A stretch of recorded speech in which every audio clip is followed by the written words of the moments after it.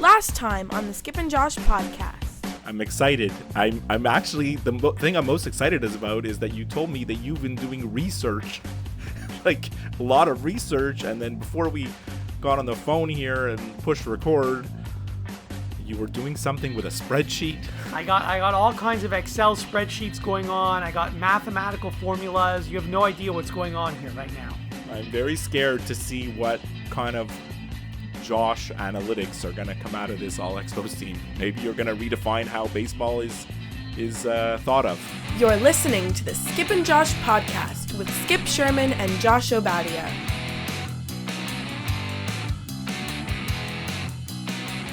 I'm Josh in Toronto. And I'm Skip in Montreal. In today's episode, a huge speeding ticket, Ugly looking feet, and MLB pennant races. But first, a summer recap. Okay, Skip, before we get into today's show, I just want to take a minute to let our listeners know why they haven't heard from us in over a month. My mother passed away a few weeks ago. She had been hospitalized for almost a month before she died. I traveled to Montreal to be with her and my family, and during the past several weeks, I spent more time in Montreal than I did in Toronto. It has been an extremely difficult time for me and my family. I'm very sad about losing my mom, and I'll miss her very much. But I'm also grateful that she is no longer suffering. She was an amazing woman, but don't take my word for it. Just ask anyone who ever met her. And that's why we haven't recorded an episode in a while. So it's not easy to transition from something so important to the stuff we talk about, but let's try. The stuff we talk about is ridiculous in comparison. Right. So since we last spoke, or since we last recorded, I've been taking notes on things that have happened. Yeah, sure. Me too. I have a list of things that have happened in sports since our last episode. And in a way, even though it's been such a long time, not much has really happened. Well, I mean, this past month is what usually Bill Simmons, I'm a big Bill Simmons guy, and he always refers to it as like the time, like the most boring month of sports, like where nothing's going on, so. But one thing that I did notice when I got back to Toronto, so I'm at Union Station every day. It's the busiest subway station in Toronto, and maybe the busiest subway station in the entire country, actually. Probably. Plastered all over the walls at the station, where no matter where you go at Union Station, plastered all over the walls, on the stairs, on the floor, on the video screens. No matter where you go, all you see are ads for DAZN. DAZN? They have spent so much money on marketing, it's unreal. Well, I mean, I still have my DAZN subscription. Which is funny because you told me you were going to have it for a month for free and then you were going to cancel it. And now you've had it for, I think, a year. I've had it for a while. And I mean, in fairness, like I probably could have canceled it. And I really didn't use it for like 2-3 months, right? I mean, even when I was using it, I was using it very sparingly. It was really just to watch Champions League. Mm-hmm. But now I think in like fall 2019 and 2020, I'm going to use it a lot because Champions League is still on there. All the Premier League is still on there, which is the stuff that I'm usually watching at this time on Saturday morning on TSN or Sportsnet. And the NFL is still on there, which I did use last year. I did watch the NFL on DAZN a few times last year because, you want to watch the game you want to watch, right? So like in our house, we want to watch the Eagles. And if they're not on one of the national networks, then what do, right? So DAZN came in handy for that. Plus, they have their own version of it's not called Red Zone, but they have their own version of that. Okay. Where they go around the leagues. It's fun to watch sometimes also. So.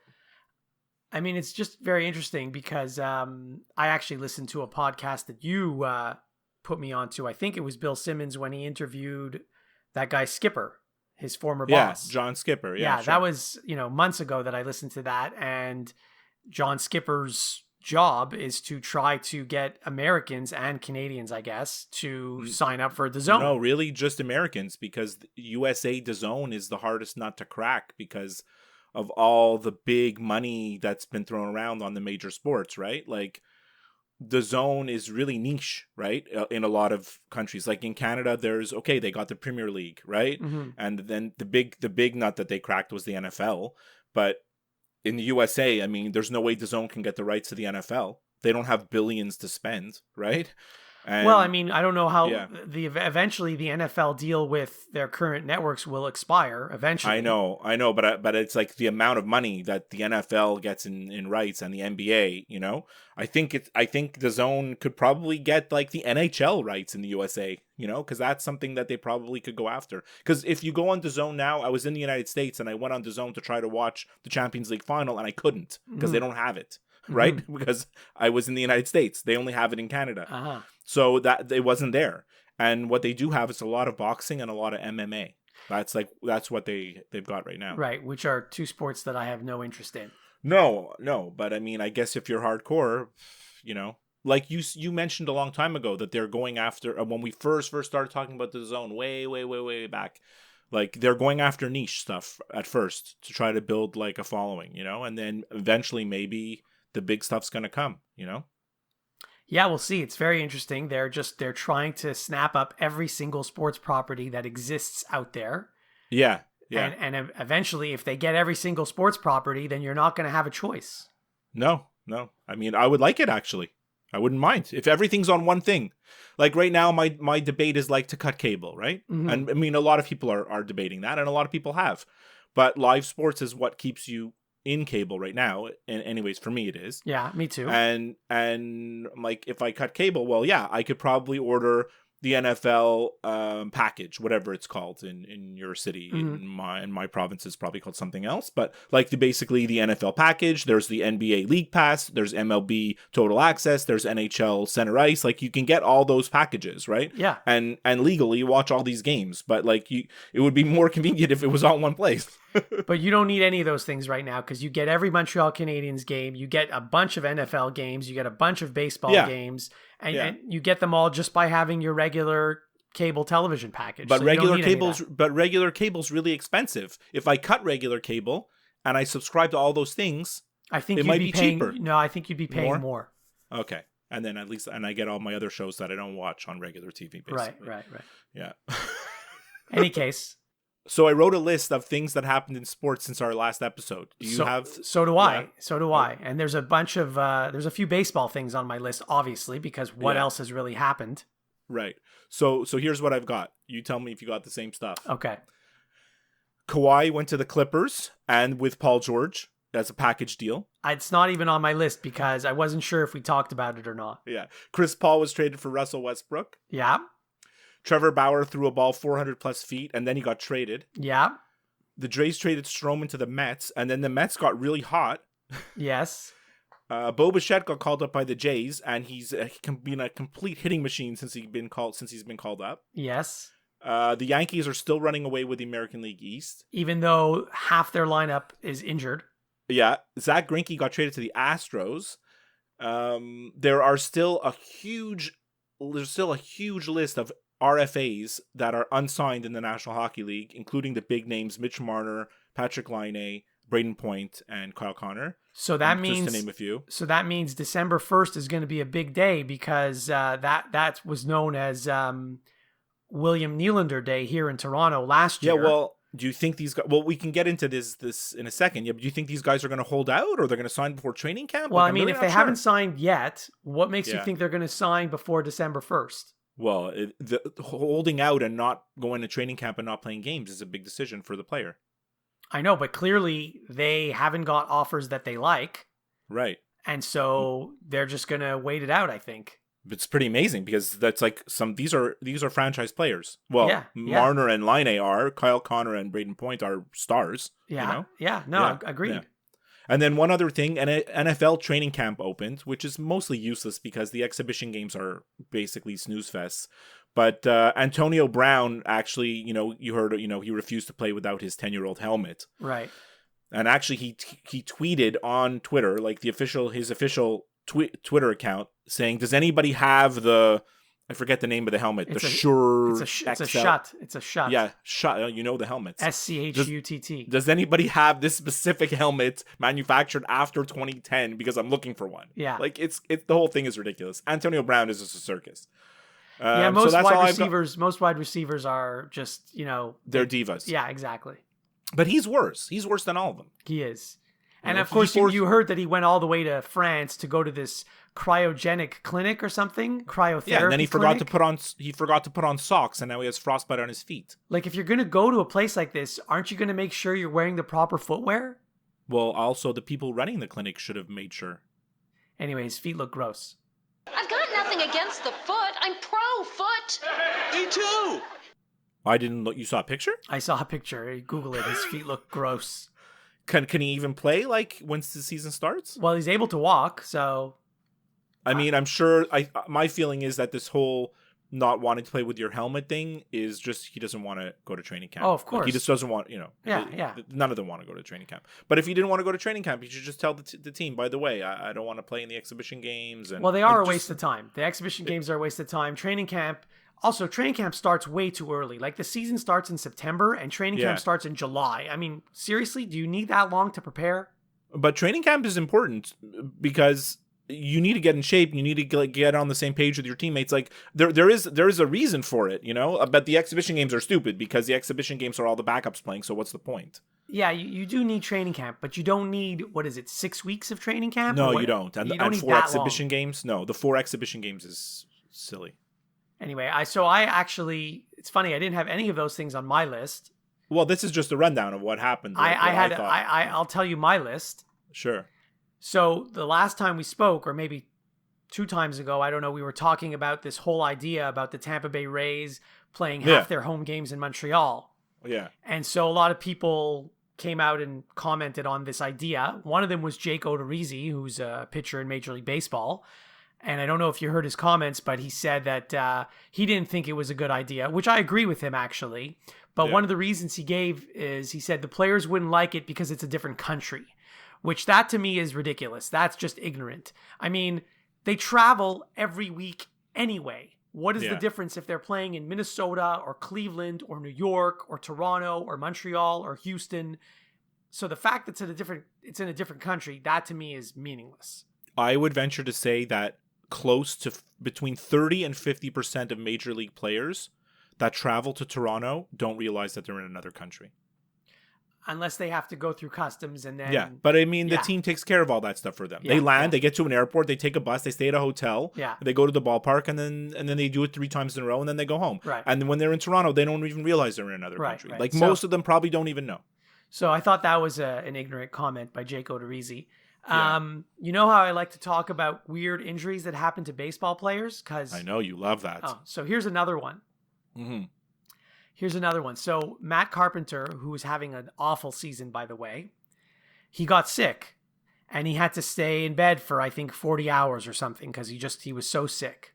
Right. Because he was in bed for 40 hours and, didn't really move much, he hurt his back and then they had to place him on the injured list with a back injury. Nice.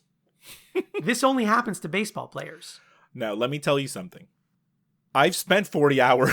I spent a lot of time on the couch. And my back's sore, but it's not injured. It's just sore because I'm old. He's not as old as you. No, I know. Oh, my God. That's great. You love that stuff. I love that stuff. So, a little bit of basketball. Yeah, sure. We're just going to go everywhere today. Yeah, we're going all over the place. Sure. So, I mean, it's over now, but the NBA has its summer league, which I don't know why it gets so much attention, but it actually does. And this year, of course, more than most years because of RJ Barrett and Zion Williamson. Anyhow, so in that first game, that first summer league game where Zion was playing against RJ Barrett, the game was sold out. Yeah, of course. And I think 9 minutes into the game, Zion bruised his knee. And then he didn't play another game in the rest of the season. Of course, they're going to baby him like crazy. They're not taking chances with this guy. So I just thought it was kind of funny that 9 minutes into the season, he's out and doesn't play anymore. Right. Other basketball news. Trey Jones, who, by the way, is returning to Duke this year. Yeah. He underwent hip and hernia surgery this offseason. I didn't know about that. So that might explain why he wasn't, playing so well at the end of last season. Right. But hopefully he'll be 100% healthy come October or November when the season gets underway in earnest. I'm sure he will. And believe it or not, I'm going to talk about soccer now. What? because I always do sprinkle in a little bit of soccer, even though I don't follow it. It's funny because my wife asked me yesterday, do you guys ever talk about soccer on your show? We do. And I'm always the one that brings it up. And I said, well, the odd time. It's just that Josh doesn't really know much about it. So I know, but I'm always the one that brings it up, not you. Yeah. Well, I don't want to come off as like one of these soccer know-it-alls, because I'm not. I'm just a fan, you know? Well, every soccer fan is a soccer know-it-all. I guess, yeah. So about a month ago, this is MLS soccer, so I know you don't care really so much about MLS soccer. I don't follow it as much, yeah. About a month ago, they were interviewing Zlatan. I mean, this guy's... Zlatan this is guy's actually... gold. I love this guy's gold. I love this guy because, you know, when you interview a professional athlete, 99% of the time you get the generic response, well, you know, my teammates helped me do this, and I couldn't have done it without my coaches, and... We just want to give 110%. Yeah. But when you ask Zlatan a question, he actually gives you a real answer, and I love it. Yeah. So they asked him if he thought, you know, who's better, him or this guy Carlos Vela.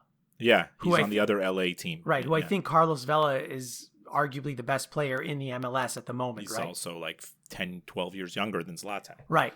So when they asked Zlatan who is the better player, he said, without question, it's me.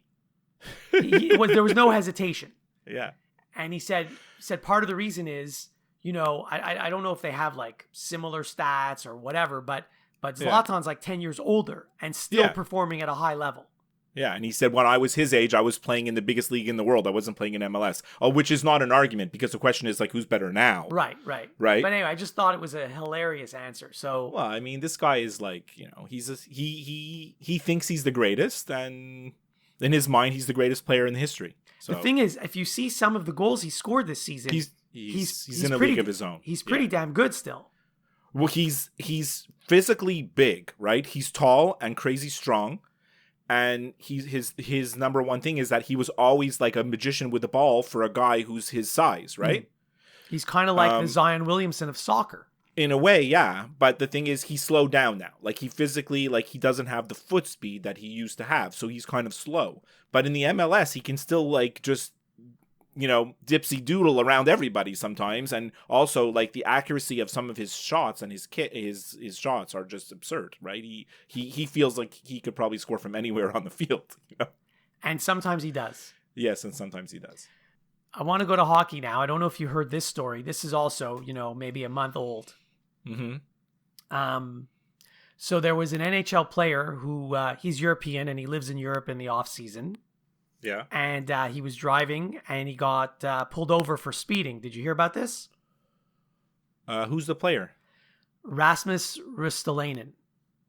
Okay, I think I heard about it. I might have. Continue. Anyway, he plays on the Buffalo Sabres. Yeah. And he got pulled over for speeding. He was doing 81 kilometers in a 40-kilometer zone. Oh, okay. And he was in Finland, in his hometown. Right. So, but in that country, the fines for speeding offenses are based on how much money you make. Oh, gosh. And so... oh, my God. His contract pays him an average of $5.4 million US per year, right, which is roughly 7 million Canadian. So he was fined 120,680 euros, which works out to almost more than $177,000 Canadian. Yeah. Now, according to a Finnish newspaper, some other rich guy once got a higher speeding ticket, but he was able to get it knocked down. So unless Ristolainen can do the same, it's believed that this is the biggest speeding fine in Finland's history. This is an incredible story. First of all, what kind of crazy law is that? Like, if you make a lot of money, I wouldn't leave the house. No, I would have a guy drive me. You have a professional driver. Well, the thing is, if you make that kind of money, you can afford your own driver. And you should, because why risk getting a freaking ticket? Exactly. Because any kind of like, any kind of little ticket, and it's like, you're in big trouble. Not only that, so, I mean, if you have that kind of money, chances are you have a fast car too, right?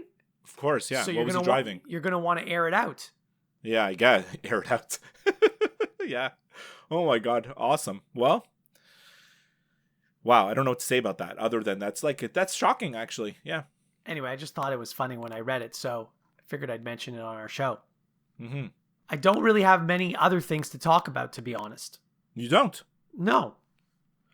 How closely are you following like all the wild card races in baseball and its division races? Well, it's funny you ask. I've become a Phillies fan, not because I like the Phillies, but just because I don't want the Nationals to make the playoffs.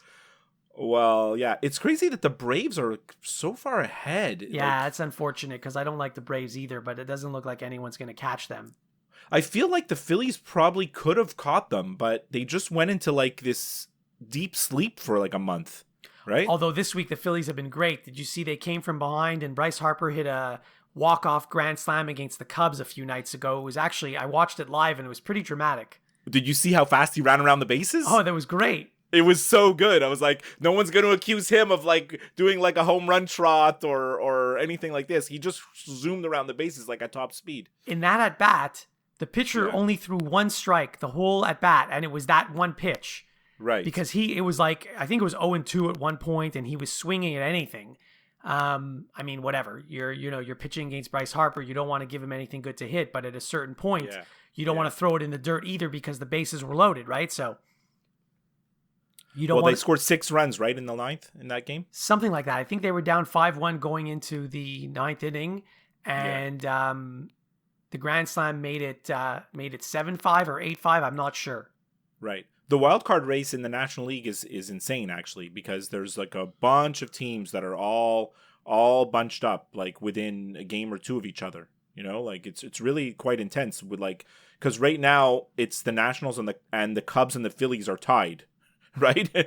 Yeah, but also the Brewers are in there, right? The Brewers are 1 game behind. The Mets are 2 behind. San Francisco's 2.5 behind. Arizona's 3.5 behind. Even Cincinnati at 6.5 probably thinks they have a shot, although they're under 500. But and the American League too, you got Tampa, you got Oakland, you got Minnesota or Cleveland, one of them. But it's just like the 3 teams really in the American League right now. There's Cleveland and Tampa. And Oakland's rate is a half game behind, and then the Red Sox are dreaming like they're 6.5, 6.5 behind. But I think they still feel that they could catch up. But I mean, they're going to run out of schedule at a certain point. No, the Red Sox blew it when they lost. Was it 8 in a row or something a few weeks ago? Yeah, and it was so weird because they got really hot, right? They had a head-to-head series against the Yankees where they won the first 3. They could have swept the series. And then they just kind of fell asleep after that. And then they had another series against the Yankees. And the Yankees killed them. Yeah, destroyed them. And I don't know how the Yankees are doing it, because if you look at their lineup, you couldn't even name me half their starting lineup right now. They have even more injuries than they did last time we spoke. But they have so much power. They're like, no matter who they put in their lineup is hitting home runs. You know that Giancarlo Stanton's only played 9 games all season. I know, but then they pick up guys like they picked up a bunch of guys like Cameron, like who's it? Cameron Maybin, and like they just pick up guys that all of a sudden are like becoming stars for them. Although who knows? I mean, the stats are a little out of whack now. It's hard to tell who's actually good and who's actually not good. I wonder, because when you look at stats and you see, oh, this guy has 20 something home runs, but is that meaningful at this point? No, because everyone has 20 home runs. Like you would have 20 home runs if you played a full season. There's a stat that I took a screenshot on Twitter. The percentage of runs scored on home runs is now over 45%. The previous record was 42.3. And until 2015, it had never been over 37%. Just think about that. That's nuts, right? That means in the last 4 years, like the home runs have just... That's the only way you score now. 50% of the time, almost half the time, you're scoring on home runs. And what about the Cleveland Indians? I know you're a huge fan of Trevor Bauer, and he threw that ball over the center field fence from the pitcher's mound, and then he got traded. But like, do you still like the Indians? So I don't like the Indians, and I don't like Trevor Bauer either anymore. Anymore? Well, he's on my fantasy team, and he's having a lousy season. He stinks. Yeah. I mean, my fantasy team is in second to last place, so the season's done for me. But I almost traded him a few times this year. But Cleveland is really like they've gotten really hot and they got themselves into the playoffs, into a playoff spot. The thing is, they destroyed their own team in the offseason when they traded all their power hitters. But now they have they got Puig. I know. So they basically did the opposite of what they did in the offseason. Right. It's like they decide they're going to rebuild, and then they're like, nah, we're gonna change direction. They could have just kept the team they had. They would have been fine. I like their team that they had before. Anyways, it's like they've almost caught Minnesota for the division. They're only a game and a half behind. So actually, I thought they did catch them. I thought they passed them. No, not yet. Or maybe they did, maybe they had tied them for a time, for a game or two, day or two. But they're a game and a half behind right now. But I mean, the thing is, like, the winner of that, the loser of that division is not assured of a wild card spot, but I mean, they're in a wild card spot right now. So yeah, so the loser of that division, like you said, should be one of the wild card teams, which means the other wild card is going to be either Tampa or Oakland, I guess. Exactly. But it's interesting because we usually had these two wild cards coming out of the AL East, and everyone assumed it's going to be the Yankees and the Red Sox. But Tampa won't go away. Like, they're a good team. The Red Sox are in big trouble. First of all, they're done for this year. But, I don't know if they're done, but they're getting close to done. Yeah. No, they're done, and their roster, like, They I think need a major overhaul for next year because their pitching staff is not good. No, it's not. And it all the guys that sort of stepped up last year in the playoffs for them, they had a bunch of interesting pitching performances. Remember that guy Nathan Eovaldi. Exactly. And that's just not happening this year. And then the difference is Chris Sale is wildly inconsistent. And Price is also wildly inconsistent. Well, he's just garbage, actually. They have so much money tied up in their starting rotation, and it's not a good starting rotation at all.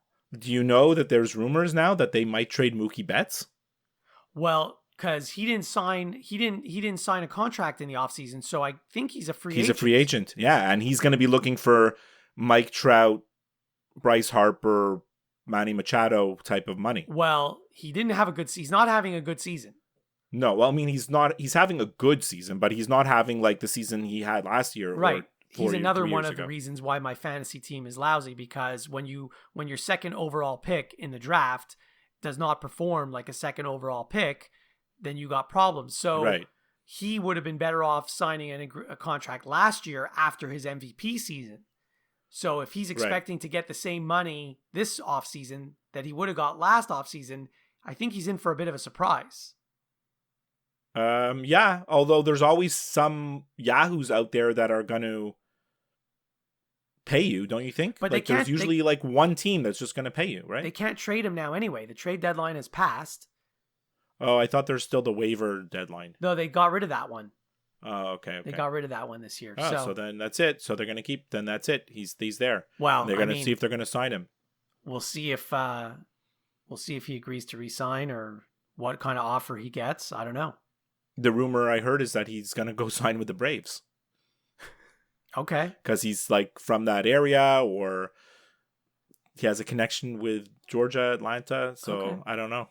I mean, imagine him and Acuna together. That would be nice. The Braves already have such a ridiculous young team with so much talent. So, by the way, without looking it up, can you tell me who leads the National League in RBIs? I'll give you a hint. There's two people tied.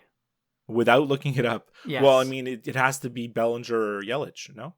It's actually not. Bellinger is 5th in RBIs. Sorry, that's in the majors. I'll tell you. Yeah. Bellinger's 4th. I know who it is, but only because I looked it up. Yeah. Wow. So now you know. It's Josh Bell on the Pirates. Yeah, and Freddie Freeman's tied with him.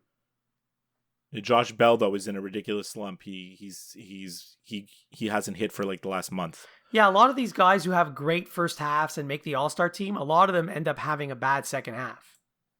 Well, I mean, it's 162 games. It's not like you can just...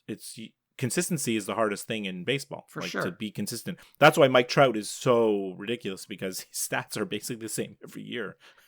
You know? By the way, in our baseball preview episode, I think it was, I brought up Matt Harvey, who I read you his stats. I didn't give you the name, and I told you this guy just got a 1-year, $11 million contract, and you couldn't believe it. Then I told you who it was, and you sort of understood, because Matt Harvey was once good. Yeah. Anyway, he's having a lousy season. The Angels cut him a month ago, or almost a month ago, and just this week he was signed by Oakland. Well, I mean, because of his rep, I guess he's just gonna keep getting a second chance until he really can't get anybody out, right? Teams there's are always, desperate for you know how pitching. you know how these pitching coaches are too, and organizations. Like, our pitching coach can turn him around. Like, there's a lot of teams that feel that way, right? They're like, oh, we're gonna, especially the A's, are like, we're gonna squeeze every juice out of this, every ounce of juice out of this guy. You know, we'll get him back on track. Maybe they will, maybe they won't. I mean, the talent's there, but obviously he's damaged. Like, he's not the same, physically the same guy from 5 years ago. No, and he won't be. He'll never be. I mean, he's only getting older, not younger, right? So yeah. It's pitching. Teams are so desperate for pitching, and the teams, they've painted themselves into this corner, right? I mean, you hear about all these bullpens that are having trouble, and it's not like just the Mets. It's not just the Nationals, it's not just the Cubs. Like, almost every team has problems with their bullpen, and part of the reason is teams are now carrying, I think, 13 pitchers on their pitching staff on their roster. Yeah. Whereas they used to carry 10 pitchers. So obviously, these guys like number 11 and 12 and 13 on your roster, they're not that good. They wouldn't have made your team 10 years ago because you would only carry 10 pitchers 10 years ago. Yeah. And so you're using these guys. What do you expect? You can't expect them to get anyone out because they're not that good. But in the case of the Mets and the Nationals, I mean, it's not the 13th pitcher that stinks. It's their first guy and second guy out of the bullpen that are consistently like getting racked. Well, the Mets actually have Seth Lugo, who's up until this week was having a remarkable season. I know, but they've also blown like a lot of leads, right? Not lately, though. No, not lately. But I mean, in the first half, I think there's like something like 20 leads that they blew after the 7th or 8th inning, you know, which is a huge amount considering, you know, when you're 2 and 3 games out of a playoff spot, those obviously make a difference, right? The other problem is, and every team is guilty of this. Yeah. Managers go to the bullpen so early in a game now. It's awful. Like it used to be a starter would pitch at least 6 or 7 innings, maybe even more. Now they're happy if they get past the 5th. Right. Sometimes they don't even get to the 5th inning. And so you're bringing in your relievers earlier. So you're using your relievers more than you normally would. So what do you expect? And then you're using like the 11th and 12th guy more.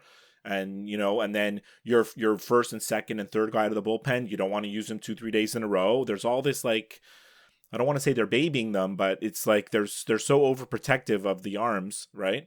I mean, in my opinion, and then that rule book goes out of his job is to go at least 6 innings. Well, in my mind, it's 7 or 8. Yeah. So I mean, if you have a guy that you don't trust to go 6 innings, then he shouldn't be on your team. Yeah, I agree. Anyways, you know how much I love the baseball playoffs. I can't wait for, like, the month of September is probably going to fly by, and before we know it, we'll be in playoff mode, which will be exciting because the teams that are going to make the playoffs are good. You know, the Astros are great. The Yankees are great, right? Cleveland's interesting. The Dodgers are, I mean, no one, we haven't mentioned the Dodgers. They've been on cruise control the whole year, and they've been to the World Series, like, you know, like they're probably going to make it again, right? Yeah, the Dodgers do look like the front runners in the National League. But I mean, if I had to pick a team to win the World Series today, if you're asking me today, I would say it's Houston because I would agree too. I mean, their hitting is almost as good as the Yankees, but their pitching I think is much better than the Yankees. Not their bullpen, but their starters. So anyway, yeah, no, I mean, look, they have Greinke, Verlander, and Garrett Cole.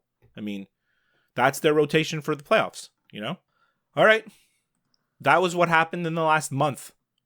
So next episode, I think we're going to aim for a football preview and we're going to start getting into NFL mode, right?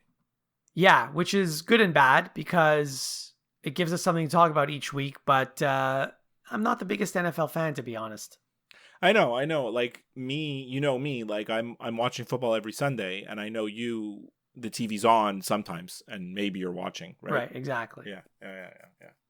Before we sign off, remember, you can listen and subscribe to new and archived episodes of the Skip and Josh podcast wherever you listen to podcasts, including Apple Podcasts, Stitcher, Google Play, iHeartRadio, and of course, Spotify.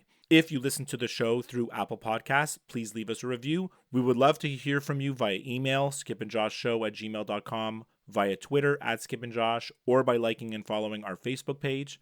As always, you can get all the links to everything I just talked about on our website, skipandjosh.com.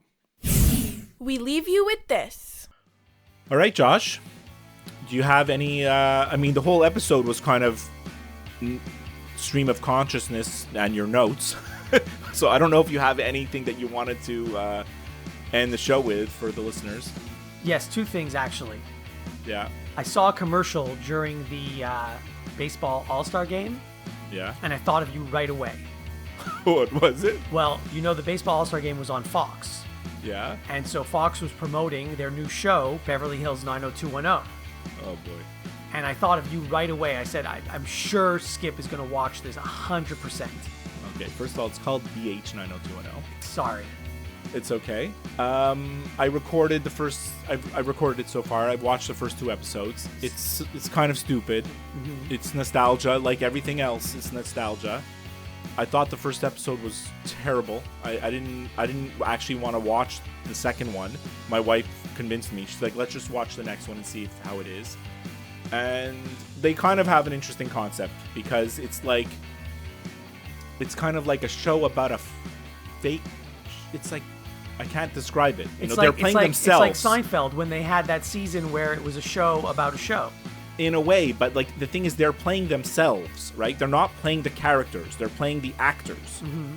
Yeah, it's like Curb Your Enthusiasm, actually. Okay. In that, it's them playing themselves, and now they have the idea that they're going to reboot Beverly Hills 90210. Okay. And it's the goings on around that. But I can't really figure out what's going on. It's a lot of stuff in their personal lives. There's some stalker kid. I don't know what's going on there. And I'm gonna watch it, but let's just say I'm not crazy about it. All right. I saw 5 minutes of one episode only because I happened to be changing the channel and it was on. Yeah. So I can definitely live without it. That's for sure. the other thing I wanted to mention, there was a movie on television the other night. Yeah. I'm sure you've heard of this movie, but I don't know if you've actually seen it. It's an old movie. It's called Best in Show. Oh, it's about the dog show. Yeah. Have you seen this movie? I've never seen it, but I heard it's terrific. It's actually, I mean, it's a, it's not like a must-see movie, but it's funny. There's a few funny lines and stuff in it. Yeah. And it's also, I think it's only 90 minutes, so it's not that long. The funny thing about it, since you listen to the Tony Kornheiser show as often as I do, yeah, those clips at the end of all his episodes, 90% of them come from this movie. I knew that they were from there. I knew that some of them were from there. Yeah. So when I was watching the movie, I'm like, oh, I've heard that before. Oh, I've heard that before. Oh, I've heard that before. Tony really likes that movie, right? He really does. Yeah. So anyway. So speaking of movies, I went to see Blinded by the Light yesterday. No surprise. Yeah. This is the movie with all the Bruce Springsteen music. Okay. It's really good. I mean, I liked it more than my wife liked it because I love the music, and the music is such a central part of the story, and specifically the lyrics. So it's definitely a must for any Springsteen fans. Although, I mean, there was literally hardly anybody in the theater, which was a bit disturbing. What is the movie about? I know. It's about a Pakistani family in England in the 80s, and specifically one teenager. And have you ever seen the movie Bend It Like Beckham? No. Oh, it's the same director, and it's basically sort of the same story. So, it's about growing up in England, and he's dealing with his very strict Pakistani family who expect certain things from their kids, and then he discovers the music of Bruce Springsteen that sort of opens his mind up to the possibilities of what his life could be. Okay, so is this anything like that Beatles movie? Well, the Beatles movie is like fantasy, right? I mean, no, it's not. I mean, the only thing it has in common is that it has the music of one artist. Mm-hmm. But no, it's not the same thing at all. I mean, I was hoping you were going to tell me you saw Bend It Like Beckham. If you had, you'd kind of understand a little bit where it's coming from. Okay. But it's definitely worth seeing. Okay, I may do that. Yeah, and thanks for sharing the Adam Ferrara podcast. That was a good listen. I haven't actually listened to the episode that I shared with you. No, it's good. I haven't listened to it yet. I mean, I would recommend it for anybody. You don't have to be a Tony Kornheiser fan to like that. It's good no matter what. I'm actually listening to the first few episodes in order, so I haven't gotten to that one yet. He's episode 4, yeah. Yeah. All right.